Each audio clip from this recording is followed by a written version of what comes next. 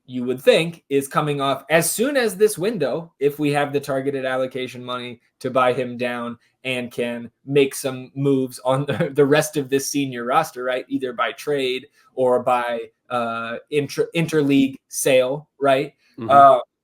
But the fact that Roto is able to take 3 swings on U22s between now and the start of next season, and in all likelihood, another swing on a designated player, I'm chomping at the bit to Mm-hmm. just what kind of players he can bring in with the stuff that he's done with the more type of like value signings that we saw last winter.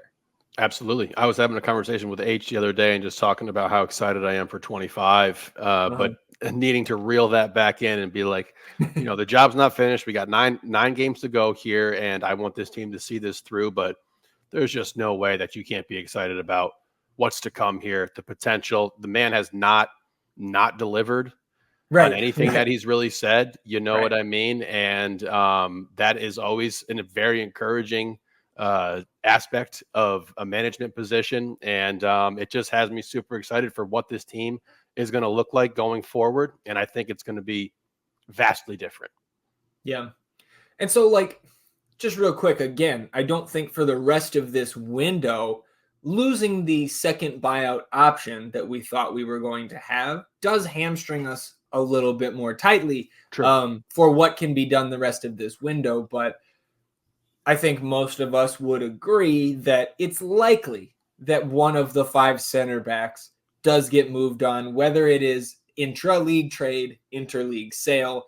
I expect one of Cascante, Väisänen, or Hedges to be on the move before August 14th. And then, of course, you can also do something else like, what if a team needs a keeper for the stretch run here and you move Stephen Cleveland on? I think that's another way you could potentially, again, you have to have a buyer for something like that to happen.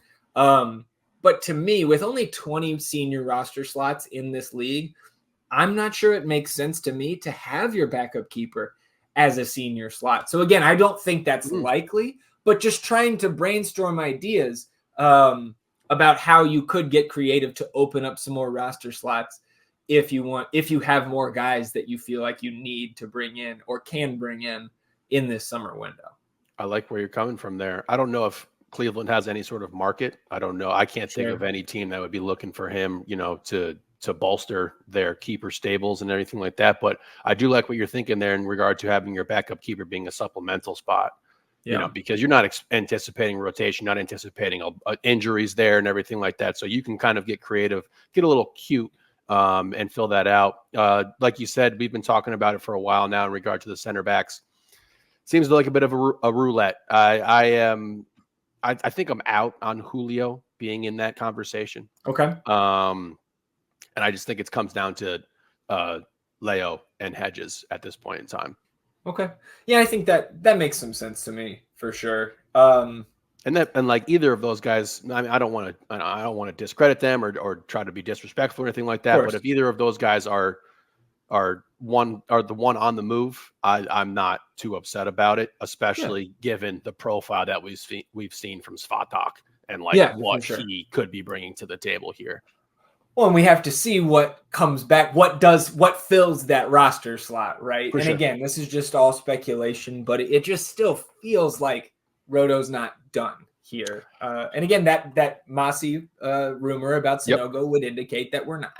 I agree. And, and again, it just the thing that makes the most sense, seems the most obvious and apparent is some sort of depth at the 9, a different variable there where it's not, we have this older veteran kind of guy. We have a younger talent coming in, possesses some more speed, that hunger and everything that we've been searching for from that goal scoring slot. So yeah, man, I definitely don't think he's done. And I just keep cooking, brother. Well, let's talk a little bit about Leagues Cup now. And before we get to previewing the Pumas match that's coming up this Friday at Q2 Stadium, I just wanted to read the 2 statements made by both Austin Anthem and Los Verdes, right? 2 of the most prominent supporter groups here in Austin. And on Tuesday afternoon, Austin Anthem released a statement that said the 2023 decision by MLS to withdraw the majority of top flight teams from the 2024 competition of the U.S. Open Cup on the grounds of schedule congestion is a farce, as Austin FC will play 0 MLS matches for 34 days after the home Charlotte FC match on July 20th to accommodate the recently created Leagues Cup. It should be noted that MLS clubs have issued statements of support for the U.S. Open Cup despite their lack of participation mandated by the league. We have heard no public statement of support from anyone at Austin FC. Through these actions, it becomes apparent to us that our league and club care far more about the Leagues Cup than the U.S. Open Cup, and by extension, care more about Apple TV money than our nation's soccer. We cannot support this. As an organization, we encourage members to not attend any Leagues Cup match. We will not promote any aspect of Leagues Cup match on any platform. We will not distribute any tickets for any Leagues Cup match. We will not organize member support of any kind for any Leagues Cup match. We will not supply or wave flags, and we reject the ongoing attempts to turn our sport into even more of a cash grab than it already is at the expense of local communities, players, and history of the game. And then Tuesday night, Los Verdes follows it up. As passionate soccer supporters in Austin, Los Verdes joins Austin Anthem and other supporters groups across the league. And to that point, a lot of supporters groups coming out with similar statements in expressing our disappointment with MLS's decision to prioritize Leagues Cup over the longstanding and historic U.S. Open Cup. This year, MLS withdrew most first teams from the 2024 U.S. Open Cup, citing schedule congestion. Meanwhile, every MLS team is competing in Leagues Cup, established in its current format in 2023. This move prioritizes short-term financial gain over a century of tradition and the opportunity to grow the sport across diverse domestic markets. Leagues Cup should not be played at the expense of the involvement of all MLS first teams in the U.S. Open Cup. Los Verdes demands that the league reverse its decision next year and restore full participation of MLS first teams in the U.S. Open Cup. So, notably not calling for the full boycott there as Austin Anthem did. But I believe from what I heard, that was because there's a split vote there in Los Verdes. And from what I know, Los Verdes has a few more members than Austin Anthem at this point. So the split vote do not call for the full boycott. But I know there are a large number, a significant contingent of LV members also, participating in the boycott of this tournament. So I guess, what are your thoughts on this? Obviously, you and I last year shared in the thought that the soccer itself was extremely entertaining, that the tournament was educational for both you and I to start learning a little bit more about these Liga MX teams and not just their current iterations, but the history of those clubs and that league. And again, enjoyed the very competitive soccer, especially in the knockout rounds. But obviously, we're not ignorant of all the things that the supporters groups brought up there. So what are your thoughts? Because I certainly have a few. I mean, first and foremost, well said. And I think that the points that they made have solid foundation. The Open Cup is a storied tradition here. And I get that they want that to stick around more, to be prioritized even over top of a Leagues Cup. With that being said, I really enjoyed Leagues Cup. I had a fantastic time. I found myself tuning in to more games, Liga MX matchup games, even following Liga MX after that to try to stay in tune with some of these teams and everything like that. And I just thought it was really good soccer. So I understand if people are not going to be there and want to boycott this and protest this and in defense of how MLS has treated Open Cup in this situation. But I also understand if people want to go and attend and watch these games and be a part of Leagues Cup and fill out the North End podcast, Leagues Cup bracket challenge and all that stuff. It's difficult. Like I said, this is going to be a very understanding episode. I get where these supporters groups are coming from. And like you said, it's not just contained in Austin, it's across the league. But I also understand what MLS is trying to do here. Sure. And, at the end of the day, this is a business. MLS is a business. They're here to make money and grow this. And I think that there is a large potential for this Leagues Cup tournament to help grow the sport here in America. And I think that is a equal and fair point to make if you're making that about the U.S. Open Cup. Yeah. Well, I think mean, ultimately, my butt is squarely on the fence here. Like, kind of both siding it, right? Because, like you said, like, I 100% understand and really agree with the statements that both the anthem and Los Verdes made.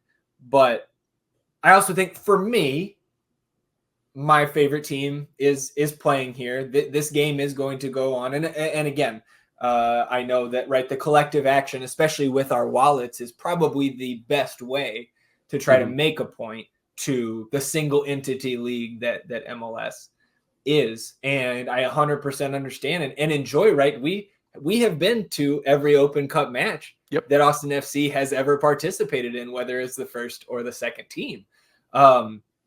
And I also understand the importance of the Open Cup to the lower levels of the U.S. soccer pyramid, right? There's no question about that. And I think my desire for MLS is to expand the rosters, make the senior roster 25 players, raise the salary cap commensurate with adding those additional roster spots, and just play both, right? Like, we can still play the U.S. Open Cup and have your for lack of a better term, the money grab that is Leagues Cup, because setting aside the entertainment value that you and I think a lot of other people find from this competition or found from this competition last season, it is just a cash grab because we live in a capitalist state. And like you said, this is a business.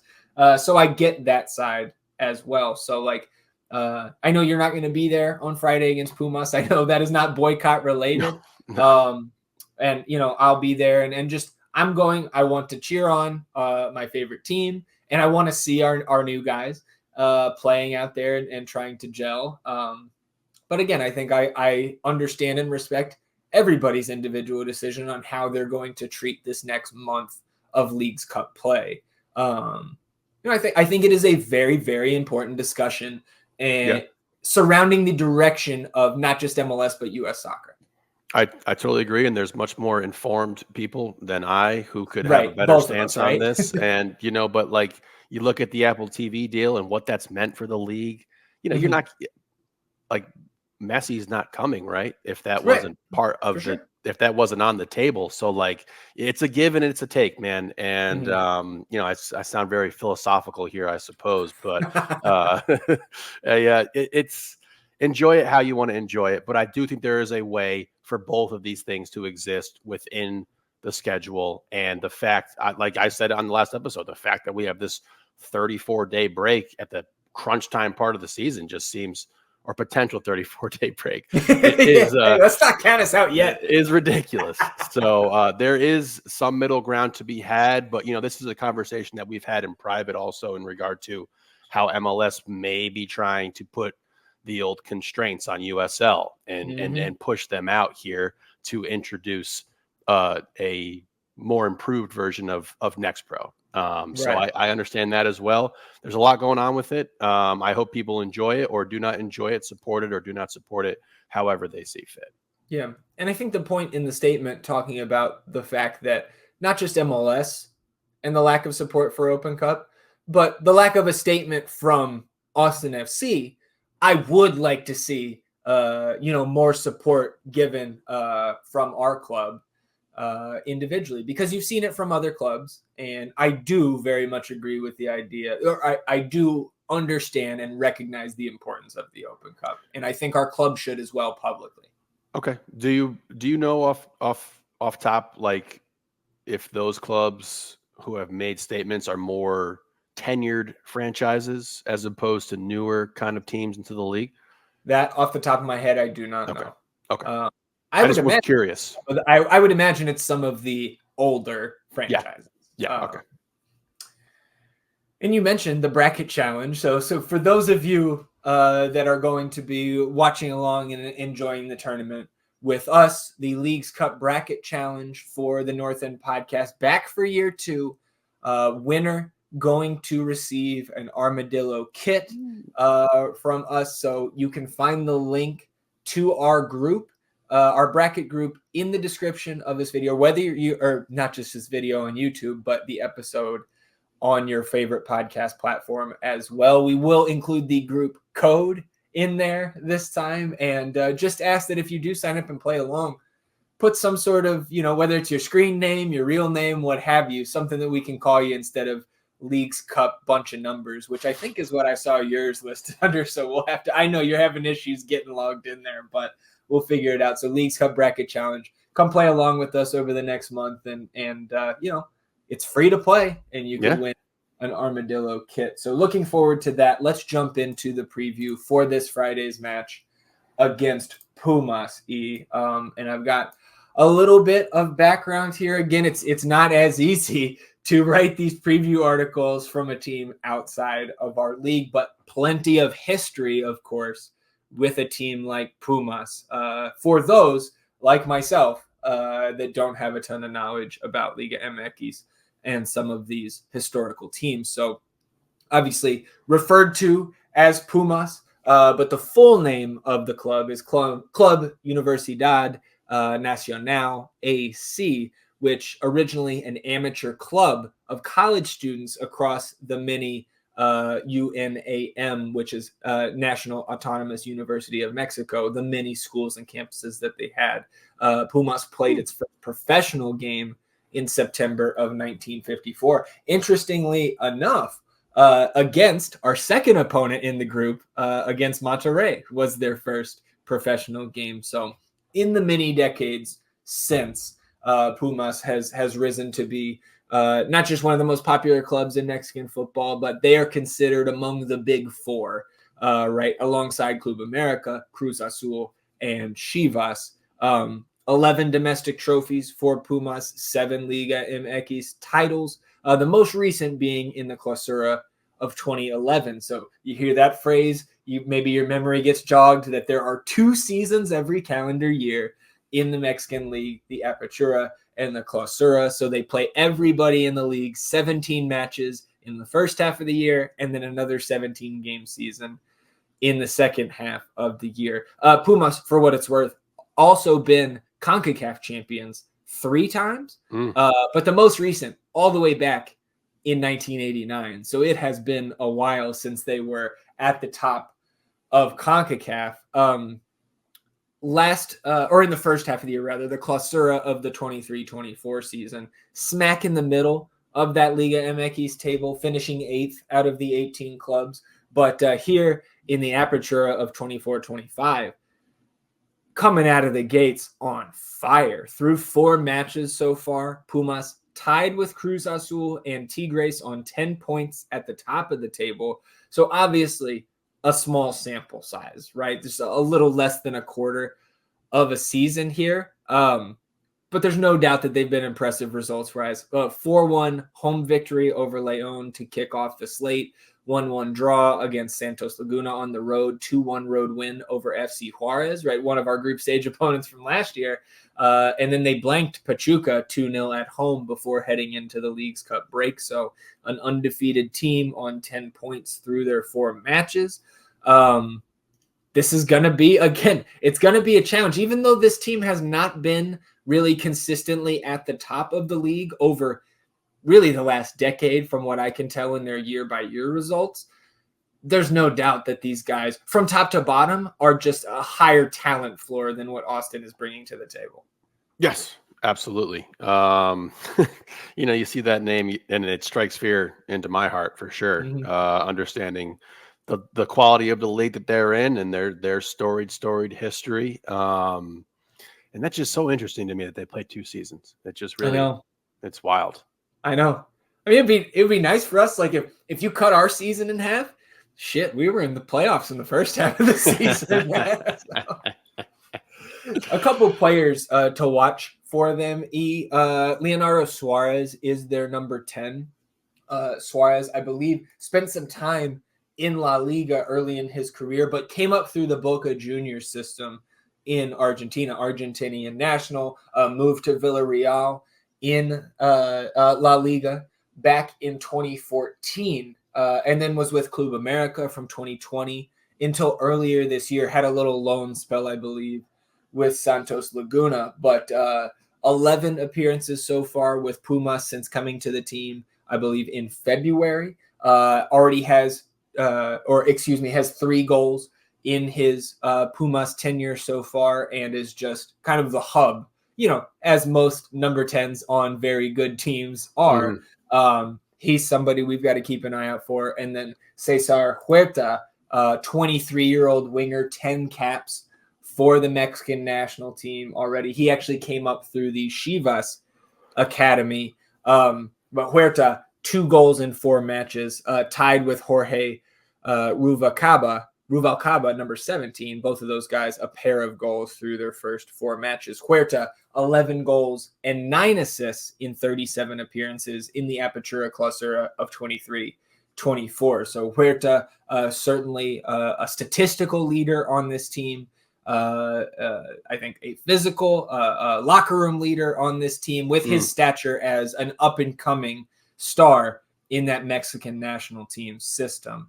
So obviously there are a couple other names we could go through, but Suarez and Huerta for me, the 2 that really stood out when trying to take a deeper dive on this club.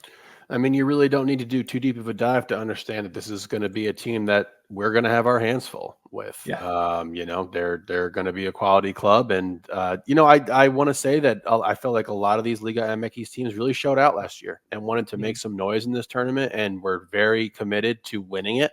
So I really like that approach. And, like I said, I won't be there, not in protest or boycott, but I am very much looking forward to this contest. Yeah.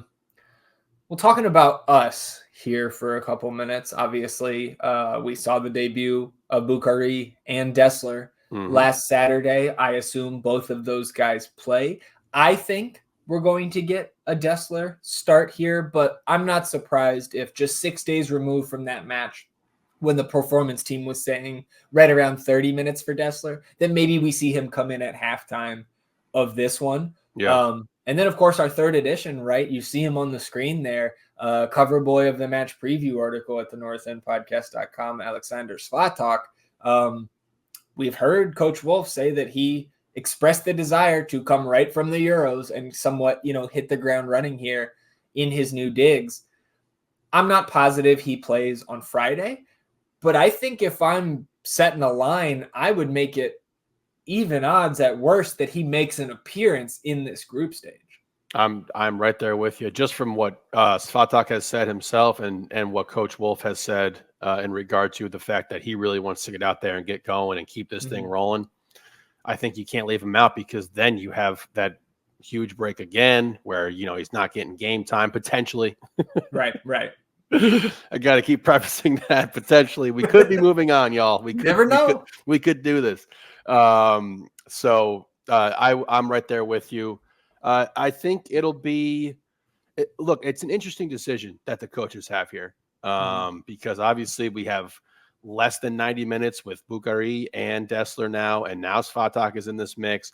How much are you going for this here, given the fact that we drew Pumas and Monterrey, two Liga MX teams who obviously have been ran through that league multiple times. So I'm interested to see how they play this. I'm not really sure how I feel about us coming out with a full choice 11 and going from there, or pushing either Bukhari or Dessler or Svatak to any sort of limitation. So I'm interested to see how they play this. I think they have quite a few questions on their plate here. I'm of the impression that they are going to, quote unquote, go for it here. In my mind, I see zero downside to rolling out a first choice 11 here, because I think that, this is the only, and again, unless we have that giant 3.5 week break, you get booted in the group stage and you're not back in action until the 24th, a month from today, right? Unless you pick up a friendly, as they did last year, right? Took on NYCFC behind closed doors at Q2 during the League's Cup break last season. This is the best live competition that you're going to get to integrate these guys before we travel to Nashville when the league play starts back up. So not only do I think that they're going to roll, at least in this game, a first choice 11, I want them to. I want to see these guys working through the hurdles that are going to pop up when you have a bunch of new teammates entering the starting group, right? there's no better way to figure things out than just throwing these guys into the fire in games that I think we all agree just like don't really matter. And I think that's what matters to me, is getting these guys reps together in live game situations against very, very good competition. Because worst case scenario, you're out in 2 games just like everybody is predicting. But if you're able to advance out of this group, and then you probably see a team like LAFC based on how the bracket sets up with the groups and teams coming out, then you're playing with house money, right? And I really don't want the team to make a huge Leagues Cup run, because I think it is extremely delusional to think that they can make it all the way through the bracket. But again, like I don't hate having a knockout stage game in the round of 32. And if they were able to slip past that, right? Getting ahead of ourselves here. When it comes to this match, I think we get Osman starting. I'm going to go out and say I think we get a Dessler start. And I think we potentially see Svatak off the bench near the end of the match, depending on game state. And I think most of the rest of this lineup is similar to what we saw last Saturday. Any other thoughts for you on this lineup? You know, do you have a desire to see somebody at striker, midfield, anything for you? Yeah, I got 2 questions. Okay. Any sort of punishment for Guilherme after what he did the last game? That's a good question, man. I don't think I can really. I would be 100% speculating, because we just don't know the context. He could have been yelling at who knows what. And speaking of Guilherme, if you've been on Instagram in the last 24 hours, his Instagram got hacked, unfortunately, which was just, I mean, it was eye-opening for, I think, a lot of people to open their feeds and see, I don't follow anything like this. This is Biru's Instagram, and figuring out that there's some chicanery afoot there. Maybe, though. Maybe, you know. Yeah, maybe. That's the question I have. The other one being over/under on CJ minutes. Yeah.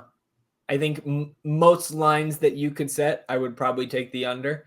Because now we've got – what's that? Hot air went all the way out in that Charlotte game. You know, you really exhausted the tank with him there. So I'm interested to see if this is an opportunity to get CJ in there. And like you said, I do think you made a really good point about getting these guys reps together and everything like that. But like maybe just in a 60-minute span. You know, like that's where it is. You get that rep in, you get that time in, and then you live with the results from the rest of this tournament here. Yeah.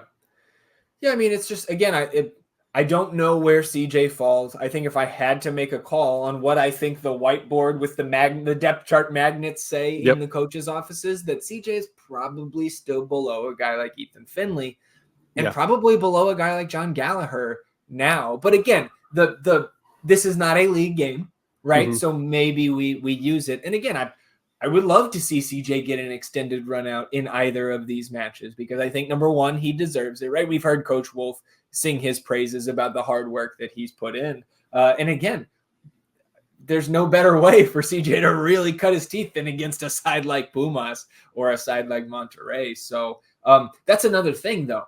These rosters, I believe, expand to like 30 something. So Josh did hint that we're going to have 5 to 7 FCTO guys on this Leagues Cup roster. But again, I think similar to last year, we're not going to see the majority of them. Man, these 2 signings really hurt CJ in regard to his ability to get on the field. You know, not only do you have obviously Bukhari coming in, which now can push hot air, but getting Dessler now pushes Johnny to all sorts of different positions that he could take up and eat minutes at. So definitely a tougher path for him to see some field time out there. But yeah, I'm with you, man. Let's go out. Let's go for it. Let's get these new guys some reps together, see what it looks like, and then we can make adjustments from there and live with these results. I'm not expecting anything miraculous. All right. One thing left to do. You're not expecting anything miraculous. So how much is Austin FC drawing Pumas by? What's the score line here on Friday? 7-1 Austin. I can't. Yeah, I'm not going to be delusional, and I'm just going to say 2-1 Austin. Okay. I'm going Bukhari goal. Yeah, we love it. I'm going to go 2-2 draw. just to remind everybody that we have the next pro type of rules to decide ties in this tournament, you go right to pens. So I'm going to say Austin picks up 2 points by winning the penalty shootout because I don't know who their keeper is, but he's in trouble because he ain't Brad Stuver, and Brad Stuver's good at stopping penalties. So I'm going to go 2-2 draw. Austin picks up the extra point, which would put them in position. They would be a Monterrey victory over Pumas away from advancing just by getting 2 points here on Friday. So again, I know that is a very lofty expectation, but what I've been thinking about this week is the fact that all of us are so down on the prospects of advancing out of this group that we are legitimately laughing when we bring it up. These guys are fucking competitors, man. And I think they're coming into this match with a big chip on their shoulder because everybody is doubting them. And they had such a piss poor performance in the group stage last year in front of our fans. I think, again, that is not enough to always just go out there and get it done because you're playing a little extra angry, a little extra mad, right? With a little bit more zip and zest. But I do think that this team is going to show a much more competitive effort than a lot of people are giving them credit for. Whether that translates into a win or a draw or, anything positive results wise remains to be seen. But I think they can get a draw here. Again, as long as we are putting out that choice 11, Bukhari and Driussi together, we think is going to be a problem for a lot of teams in MLS. And I think could still be an issue even for a team like Pumas. I'm right there with you. All right. Fuck it. Let's do it. All right. Well, 2-1 for E, 2-2 and a PK shootout win for me. Friday, 8 p.m. kickoff there at Q2 Stadium. Real quick, last business day, E. First, congrats to Gavin Wolf, who participated in the MLS Next All-Star game out there this week. I have an All-Star game going on right now as we're recording, so you can tell how much of a priority we put on that when there's no Austin FC representative in the game. But congrats to the youngest Wolf there, obviously a member of FC2, a member of the Academy, and representing the club, the lone representative here at All-Star Weekend. Love to see it. Rather. Yeah. Congrats, brother. So the big Next Pro Invitational at Palmer Field this Saturday night. Cancun FC coming to town, and very, very brief. I don't even know if you could call this a preview, but Cancun FC, Austin FC2, facing off in the Next Pro Invitational here, the champions of Next Pro and Liga MX Expansión. Cancun FC, of course, was where our boy Cristo Vela came to us on loan from last season for FCito, obviously returned home and now a member of Club America's U23 team. But Velas remain at Cancun because his father, Alejandro Vela, the brother of Carlos, is the sporting director for Cancun FC. So I mentioned we'll talk about multiple perceived nepotism situations there. There's one. You get Cristo Vela with Alejandro Vela as the sporting director, but Vela no longer there. And looking at their roster, there is not a lot of stats. I don't believe they have started their season quite yet. They, of course, do an Apertura and a Clausura as well. But this name stuck out to me on their roster. We have Sheikh Touré with FCito. They have Sheikh Traore on Cancun FC. So that is quite a name matchup there. But, best of luck to the guys participating in this match on Saturday. And it'll be interesting to see who is available and who's not. Once that League's Cup roster comes out, should be in the next 24 or 36 hours or so. Yeah, absolutely. I know that we've, kind of poo-pooed this game a little bit, just given the fact that they made this giant announcement about pushing, and everything like that. But of course, we're still riding with our boys. Of course, we're still rooting on the FCito guys and wishing them all the best. Yeah. Score predictions. How much is Austin FC2 beating Cancun FC by in this exhibition on Saturday? I'll take that 2-2 penalty shootout win if that's available. Yeah, you can take that. I don't know, honestly, if they'll go to PKs, but hopefully, right? It's an exhibition. Let's have some fun. Let's have a winner at the end of this. Okay. I'm going big, man. Give me the 3-1 FCto victory here. wanted the 3-0, but 3-1. We'll keep some hesitation in here. It's been a while since we had a 3-0 with FC Toe, but we'd certainly take it. Good luck on Saturday, fellas. Let's close it out with the nonsense here. The bets, thanks to Denny Buanga's brace over the weekend, we stopped the bleeding a little bit because last Saturday in the midweek, terrible results with the MLS picks that brought us back down to plus 0.36 units on the season, but plus 2.7 on the weekend. So up over 3 units in the black. Friday afternoon, we will have some Leagues Cup picks up on the northendpodcast.com, including some of our winners, which I believe we hit last year in the Leagues Cup. So that certainly helped the bets as well. Talking about best ball, we had a triple update last night on our social media accounts because we got a little behind with the scoring. So week 24, Phil and Verde all day, 60 points, jumping back into the lead. Week 25, Verde Pendant, alive all of a sudden. They get 52 points on the week, kind of thrusting themselves back into the conversation for a podium finish. Phil West did extend his overall lead over We Are Austin and Moon Tower Soccer in week 25. And then over the weekend, week 26, Phil fucking back at it, man. 55 points, wins another week, extending the lead even further. Now 41 points clear of the field once again.